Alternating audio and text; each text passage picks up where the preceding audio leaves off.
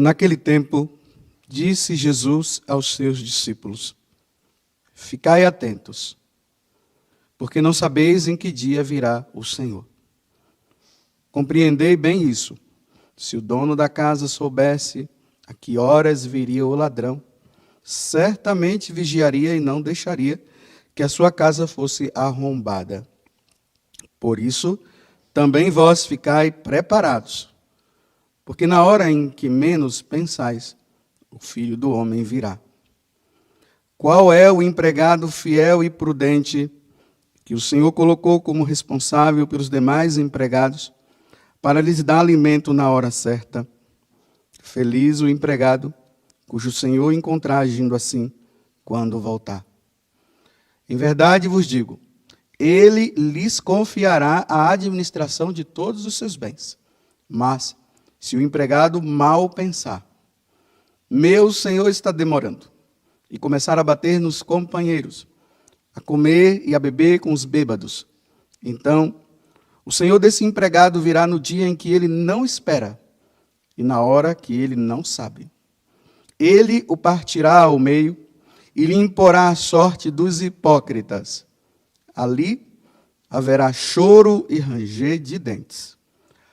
Palavra da salvação.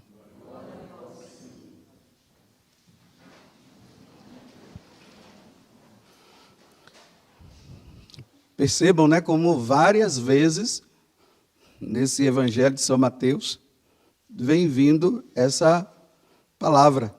Ali haverá choro e ranger de dentes. Serão lançados nas trevas exteriores. E lá haverá choro e ranger de dentes. E as pessoas ficam dizendo que não existe o inferno e que todo mundo vai se salvar. Bem, se todo mundo vai se salvar, por que Jesus disse que ali haverá choro e ranger de dentes?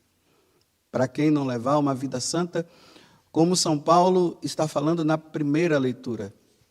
São Paulo está dizendo que nós fomos chamados à santidade. São Paulo está dizendo que nós fomos chamados à comunhão com Deus.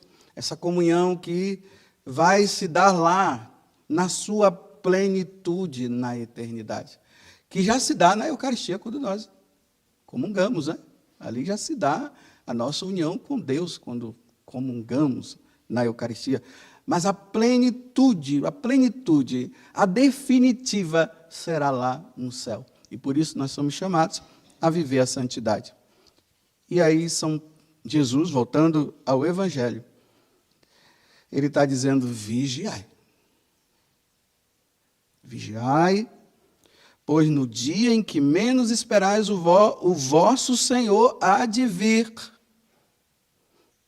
Não sabemos a hora que o Senhor há de vir. E aqui a parábola, né? Que foi narrada hoje. Então, para quem tem lapso de memória, costuma ficar esquecendo as coisas, Mateus 24, 42 a 51, dá uma lida durante o dia, para ver, né? Porque é necessário que nós levemos uma vida santa, porque nós não sabemos a hora em que o Filho do Homem vai chegar. Mas eu queria ficar com a segunda parte da parábola de hoje. O empregado mau. E Jesus está dizendo que o empregado mau, ele sabe que o Senhor virá a qualquer momento. Ele sabe que o Senhor virá para o julgamento final. E aí ele vai separar, como depois nós vamos ver mais para frente, no Evangelho de São Mateus, vai separar os cordeiros das ovelhas, e aqueles que não cumpriram, que não levaram uma vida santa, aí no Evangelho vai deixar bem claro, serão lançados no inferno, aonde Jesus diz que foi criado para os demônios, não foi para nós. Mas aqueles que não levam uma vida em Deus, é para lá que vai. Aí esses daqui, sabendo que o Senhor é assim, que Ele é misericordioso, que Ele é amor, que Ele é tudo, Ele é demais. Ele é tão demais que Ele deu o seu Filho para que morresse, para que Ele pudesse morrer, para que nós pudéssemos nos salvar. Mas sabendo também que Deus é justo, ele diz assim: o senhor está demorando. Vamos levar uma vida de qualquer jeito, não tem problema não. Ele disse que vem, mas já tem 2000 anos, 2018 anos que ele disse que viria, mas ainda não veio. Vamos usufruir deste mundo, não tem problema. Porque na hora que a trombeta tocar, a gente se muda de vida. Mas enquanto isso, ele está demorando, vamos viver a vida de qualquer jeito. Aí Jesus alerta, né? Olha, você toma cuidado, porque eu estou dizendo que eu venho na hora que você menos esperar. Não brinque. Realmente, 2018 anos, para nós, muitos anos são, né? São muitos anos. 2018, desculpa. 2020 anos, em vez de vocês me corrigirem, não me corrijam. 2020 anos. Que ele prometeu essa vinda dele e até agora ele não veio. E estamos aí brincando, mas é a qualquer momento, pode ser hoje, pode ser agora. Mas eu sempre alerto vocês dizendo, né? Essa vinda que ele está dizendo que virá para julgar todas as nações, isso aí está demorando. Realmente, 2020 anos, né? Para nós, muitos anos, embora para a eternidade seja pouco.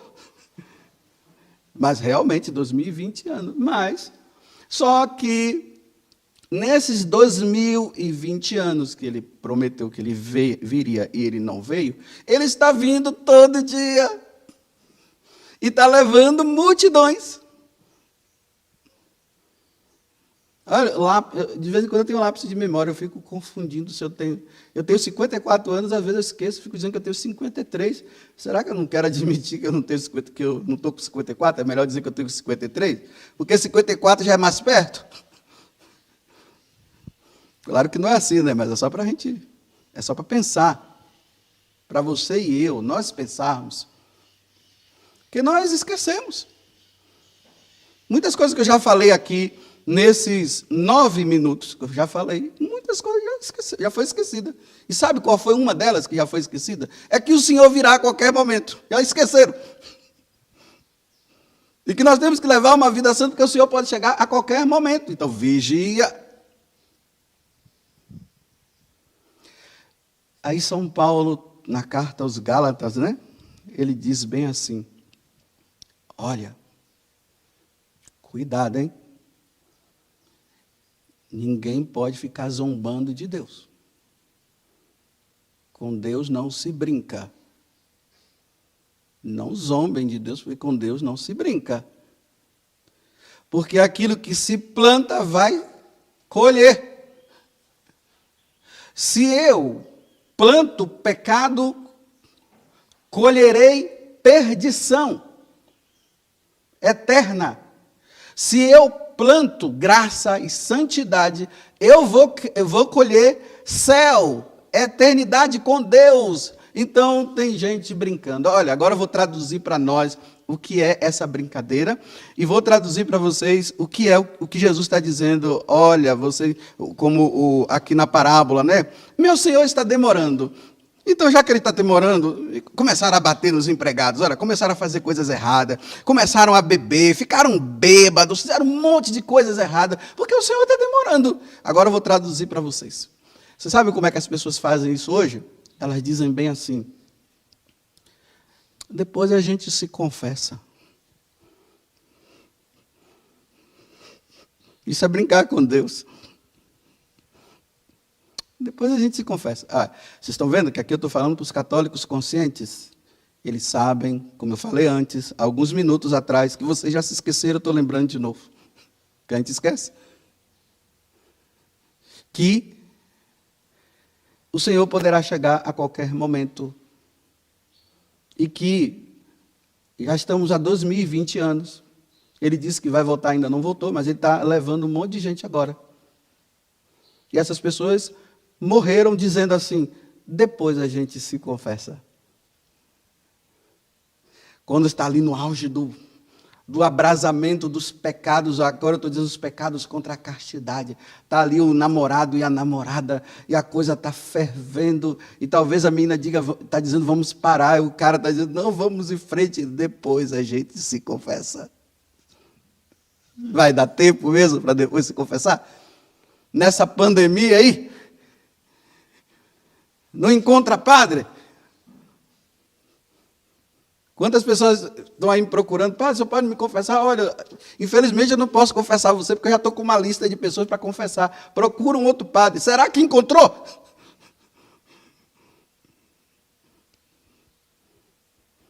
E morreu dizendo assim, olha, depois a gente se confessa. Zombando de Deus, brincando com Deus.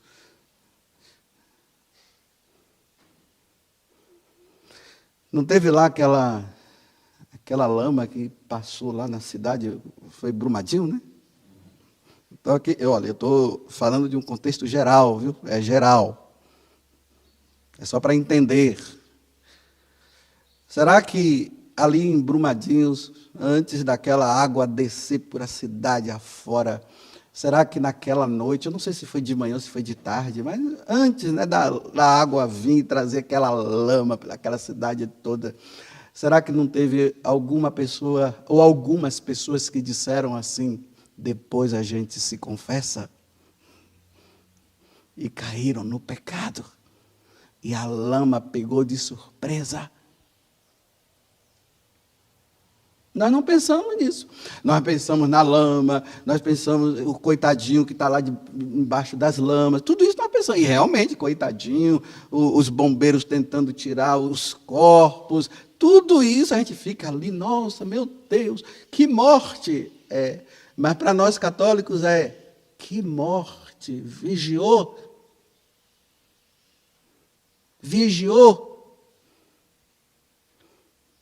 A lama passou.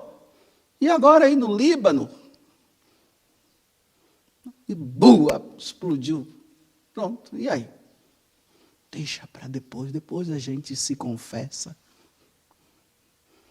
Por que se diz assim, depois a gente se confessa, ou depois nós nos confessamos? Por que diz assim? Porque nós achamos que nós somos duráveis. Olha, não se esqueça que nós estamos vivendo no tempo de um mundo descartável, né? Tudo é descartável. Antigamente as coisas duravam mais, né? Ali na história de Santo Afonso Maria de Ligório, diz que ele usava um sapato muito, assim, simples, né? Aquele sapato velho dele, era aquele sapato que ele gostava de usar.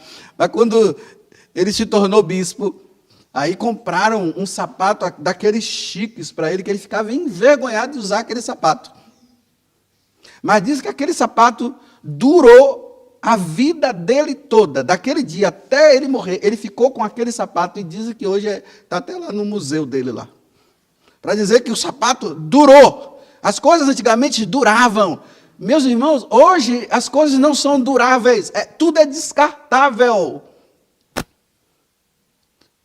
Não se usa, a roupa que você usa antigamente durava, passava do irmãozinho, dava para o outro, que dava para o outro, e assim. Hoje não, só uma pessoa que usa. Então, lembremos, a nossa vida aqui na Terra é descartável, não é durável. Por mais que se pense, tem uns bobos por aí que mandou congelar o corpo. O corpo está congelado, mas a alma já foi. O corpo está congelado, vai ficar lá durando o tempo que quiser, mas a alma dele já prestou contas a Deus. Aquele corpo não vai voltar, não. Vou repetir de novo, porque foi aos 9 minutos, agora já é 17, eu vou repetir de novo o que eu disse há uns poucos minutos atrás.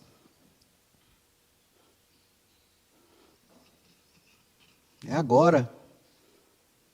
Não brinquemos, com Deus não se zomba. Você viu essa paradinha que eu dei agora? É porque eu tinha esquecido, estava tentando lembrar, está vendo como é que é? Eu estava tentando lembrar para você o que eu tinha lembrado que eu esqueci. E me esforcei para lembrar de novo. Você está vendo como é que somos nós? Está vendo como é que o diabo faz? Faz nós esquecermos que um dia nós iremos prestar contas a Deus dos nossos atos. São Paulo, na carta aos Coríntios, segunda carta aos Coríntios, capítulo 5, versículo 10. Todos nós iremos diante de Deus para prestar conta dos nossos atos. E ali nós vamos ver quem praticou o bem, céu. Quem praticou o mal, inferno. E ficam dizendo que não é para eu falar do inferno. Que está tudo jóia, é para falar assim, irmãos, está tudo jóia, está tudo bem, meus irmãos, fiquem na paz do Senhor, porque todos nós iremos nos salvar, e isso se chama pecado de presunção. Isso aqui eu vou falar outro dia, o que é o pecado de presunção. É mais ou menos isso, achar que todo mundo se salva. Todo mundo está salvo, mas não está, irmãos. Amados irmãos da igreja de nosso Senhor Jesus Cristo. Aquelas palavras bonitas. Né? Meus amados irmãos da igreja de nosso Senhor Jesus Cristo. É um mover de Deus agora. Olha, o mover de Deus, sabe qual é? Se convertam, criem vergonha na cara, mudem de vida. Esse é o mover de Deus.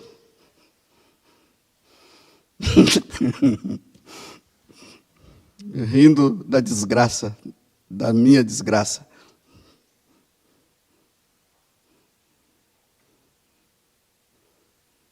Porque tudo é um mover de Deus, né? É um mover de Deus, irmãos. Deus está movendo. O quê? Não sei. Nossa, irmão, foi tão boa, não foi? Foi. É um mover. Mas ninguém fala mover de conversão, de mudança de vida, nada. É um mover. Mover de quê? Se o nosso mover não for para conversão, o que é que vai ser de nós?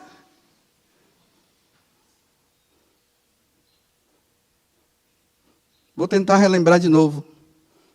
Meus irmãos, cuidado com essa história, depois nós confessamos. Olha, meus irmãos que vivem juntos aí, que não casaram na igreja, os chamados casais de segunda união. Eu não sei se vocês sabem, para Deus só existe uma união, não existe duas. Casou até a morte. Aí sim, depois que morreu, aí pode casar de novo. Mas com uma pessoa solteira, uma pessoa viúva. Mas esse negócio de casais de segunda união, olha, cuidado. E tem os homens aí que estão atrapalhando a vida da esposa, da esposa não, da companheira, porque não são casados, né? Não receberam o sacramento do matrimônio. E a esposa está dizendo, bem, vamos casar. E ele diz, deixa para depois. A gente está tão feliz assim, deixa para depois, minha filha. Coloca esse homem contra a parede e diz assim, olha, meu filho, vamos fazer o seguinte, nós vamos nos separar sim. Ou se os casados na igreja, que não deveriam se casar, estão se separando, né? Então, se separe você. Então eu digo, olha, enquanto você não casar comigo na igreja, está separado, eu vou embora. Não vou viver, não vou viver. Ou senão se tranca no quarto do lado e diz aqui você não entra. Aqui só Jesus. Até que isso se resolva. Não, mas vai protelando. Aí eu estou lá no confessionário, vi aquela mulher e diz assim, padre, eu não podia me confessar, mas agora eu posso. Eu disse, que bom, minha filha. E por quê? Porque meu marido morreu. Ai, meu Deus do céu. Ele morreu nessa condição, minha filha. Claro que eu não falo isso para ela, né? Mas do outro lado eu tremo, porque eu digo, o cara morreu em adultério. Agora, graças a Deus, ela se salvou. Ela se confessa, pronto, está livre. E o outro... lá haverá choro e ranger de dentes. Imporá a sorte dos hipócritas, ali haverá choro e ranger de dentes. Aí alguém deve estar dizendo assim, o senhor está me julgando. Não, eu não sei nem quem é você, eu estou falando de um modo geral. Agora, se você está se achando que está incluído nisso, então mude de vida mesmo. Há um mover de Deus dizendo assim, olha, meu filho casa na igreja, vai casar, vai resolver seu problema. Há um mover de Deus aqui, ó.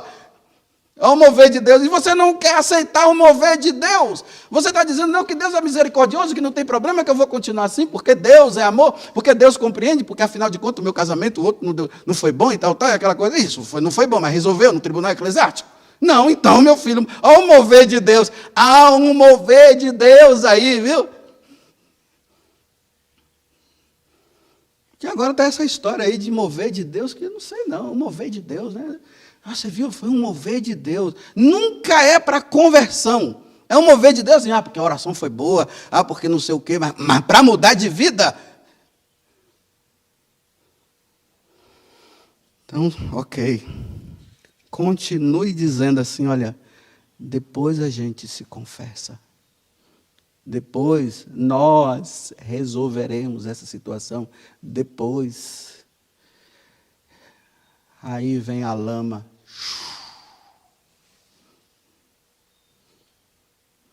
Aí vem um avião. Vem um carro. Aí cai de repente lá. Aí vem o bichinho, a pessoa já fica lá, já colocam já ele em coma induzido, pronto, acabou, não tem mais o que falar. E foi embora. Porque ficou dizendo, depois nós nos confessaremos. Vamos pecar, mas depois nos confessaremos. Quantos estão no inferno por terem dito isso? E eu termino essa homilia dizendo assim, olha, e depois no dia de Santa Mônica eu não avisei. Porque eu avisei. É ela que rezou pela conversão do filho e viu o filho convertido. E morreu em paz. Então, no dia de Santa Mônica, eu estou dizendo que há um mover de Deus, dizendo assim, olha, nada de ficar dizendo que vamos pecar e depois nós nos confessaremos. Olha, não brinca não. Olha, cuidado com esse negócio de ficar pecando e dizendo que Deus é misericordioso. Olha o que ele está dizendo aqui, imporá a sorte dos hipócritas, e ali haverá choro de ranger de dentes, que ele está dizendo. E ainda vem uma pessoa dizer que eu fico falando do inferno, sendo que é Jesus que fala. Mas eu estou falando do inferno para abrir as portas do céu para você. Há um mover de Deus para que você possa. E eu também. Olha, eu não estou com presunção não aqui dizendo para vocês que eu já estou salvo, viu? Longe de mim de dizer que eu sou melhor do que você. Eu estou apenas dizendo para você o que eu estou dizendo para mim. Padre José Augusto, há um mover de Deus. Nada de ficar dizendo, Padre José Augusto, depois você se confessa, viu? Nada disso, Padre José Augusto. Louvado seja nosso Senhor Jesus Cristo.